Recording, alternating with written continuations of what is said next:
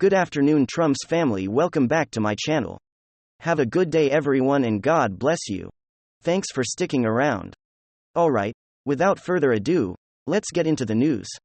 Biden's Transportation Secretary Pete Buttigieg has attempted to shift the blame for the recent railroad disaster back onto former President Donald Trump.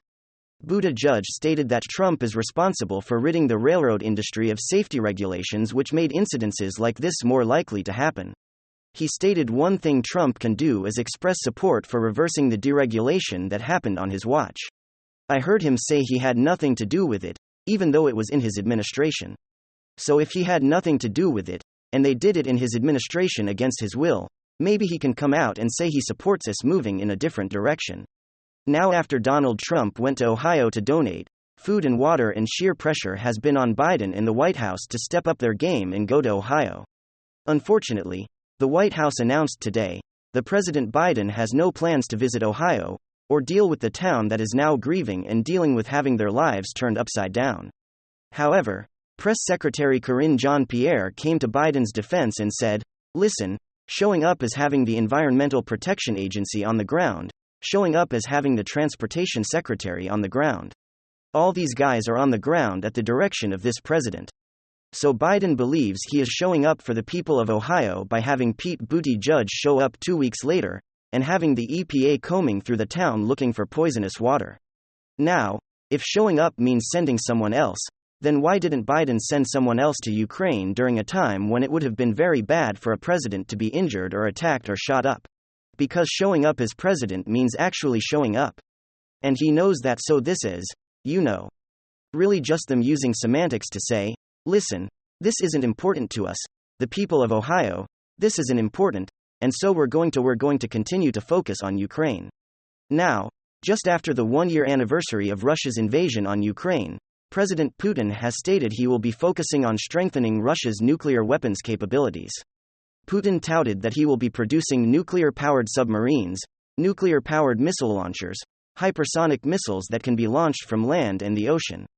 This statement was likely a retaliation to Biden's visiting Ukraine and promising that there would be new sanctions later in the week.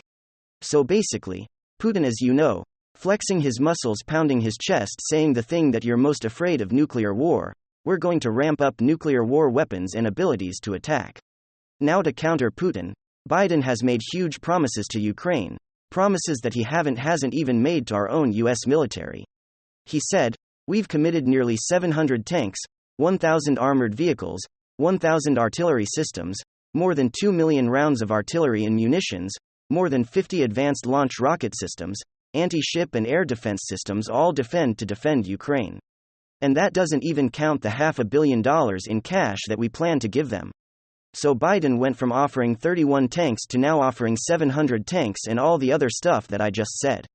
But the Pentagon announced today that they won't even have the 31 tanks ready for Ukraine until sometime into I need 24. So I don't know how we're gonna go from we can't deliver 31 tanks for a year to suddenly giving them 700 tanks, and 1,000 armored vehicles and all the other things that I told you. It's a giant wish list. Now, on the one hand, I love that Joe Biden is trying to stand up for the underdog Ukraine. And he's backing at the best he knows how with American taxpayer dollars. On the other hand, this seems like an awful lot of false hope to give a country that might not exist in a year. These ideas that we're going to give you 700 tanks. I mean, this is going to take years and years. And hopefully years and years from now, I'm not still reporting on the story.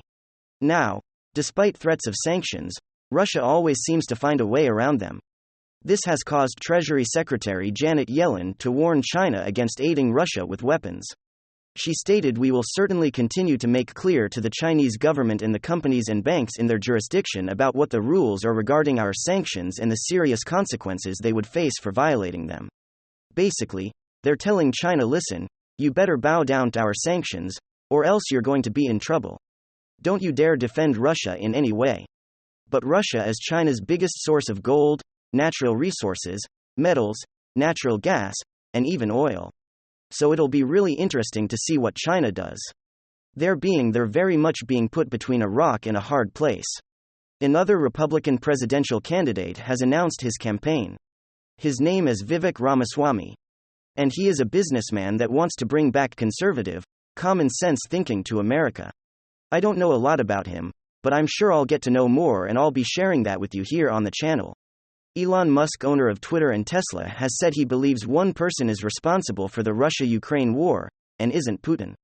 Musk points to Under-Secretary of State Victoria Nuland as likely being the number one person to blame for the war, the deaths, Putin's advancements on Ukraine, the crumbling of Ukraine, and the abusive use of taxpayer money. Musk pointed out it was Nuland, under Obama's direction, that helped pull off a coup in Ukraine, which allowed the United States to plant a puppet government they could control. It was Nuland who messed with Putin and provoked him to attack Crimea. It was Nuland who recently admitted under oath to Senator Marco Rubio that the United States have secret biolab bases in Ukraine, working on deadly viruses and vaccines. So Musk tweeted yesterday that no one wants this war between Putin and NATO more than Victoria Nuland. Now, many on Twitter are accusing Musk of shilling for Moscow and being a Putin sympathizer. But I think he's simply pointing out a lot of interesting and easily searchable plot twists that are linked to Victoria Nuland. Now I'll leave it up to you to make your own decision. But this is what's coming out of Elon Musk. The stock indexes were up and then down and then back up, so it's a little bit of a mini roller coaster today. Gold and silver were slightly up and Bitcoin was down for the day. Mattel Toys announced they plan to compete with Disneyland, Universal Studios, Six Flags and SeaWorld by creating their own amusement park in Arizona, based on all their different toy brands such as Barbie, He-Man, Thomas the Train and more. Costco has announced they will be shutting down all their photo printing services. It's not profitable enough, they say, to run an in-store or even an online photo business. They recommend people shift their photos to Shutterfly and use Shutterfly going forward for all your future photo needs. Now the White House on the IRS announced today they plan to target people in the service industry that might be hiding tips from the IRS. The IRS says that this will help streamline the tax system and help the IRS collect more revenue. Tom Pallas from Americans for Tax Reform said, "Oh, thank goodness Biden wants to hire 87,000 new IRS agents so he can hold billionaires accountable by going after waitresses." Republican Representative Tom Massey tweeted, "Stop the presses, no one needs to raise the debt limit. Biden is going after those billionaire waitresses tip waitress tips. Now, please tell me, why would the IRS feel it would get more money taxing tips in the service industry than going after the billionaires? After all, they have billions of dollars and somebody gets like a $10 or $20 tip. And now you want to come after that money? I mean, it's crazy to me. And we already know the answer. It's because the billionaires buy their vote. Gosh, DC is so broken and backwards. Well, at least the IRS isn't targeting us based on our skin color, or our ethnicity. But wait, that was in yesterday's video if you missed it. Senator Joe Manchin has warned that implementing environmental, social and governance policies (ESG) could pose a geopolitical risk for the United States. He believes that policies aimed at decarbonizing the economy could put the country's energy security at risk and hand over market share to China, Russia and other global competitors. Manchin's comments come as the Biden administration seeks to push more climate policies and regulatory action, including a proposed carbon tax as part of its agenda. Manchin's comments are likely to be a significant setback for the White House's agenda on climate change. Now, this is really important. Under fiduciary duty within 401(k)s and IRAs, financial advisors have a fiduciary duty to protect your money the best they can and get you the very best rate of return. The White House has been trying to secretly write into law that these very same investment houses like BlackRock would be able to invest based on climate change, and not based on rate of return. And so this is why Senator Manchin is saying, wait a minute, this could be bad for the American people. This could also be very bad because you think Russia and China and other nations are doing this crap to their citizens. You better believe they're not, and this could trigger a national security issue. And of course, suckers, right? He's absolutely right. And it's showing in all the polls you see. Within the Republican Party, Nikki Haley literally has no possible path to the nomination. She's far too close to Trump for the Never Trump heirs. And she's far too away from Trump for the MAGA voters. She's literally in an impossible position. So why on earth is she running right now? A number of savvy commentators and pundits Or recognizing that Nikki Haley running for president is actually an admission. It's an admission that the Trump team is poised to crush Biden in 2024. And they're recognizing that, and they want a seat at the table. In many respects, they're taking their playbook from Kamala Harris. Harris, of course, was a disaster on the campaign trail. She had to bow out of the contest before the first primary.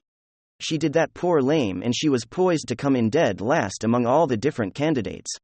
But that didn't matter to bumbling Biden, who declared that he was picking a running mate based solely on gender and race. Regardless of why he picked her. The behind-the-scenes strategy seemed to have worked.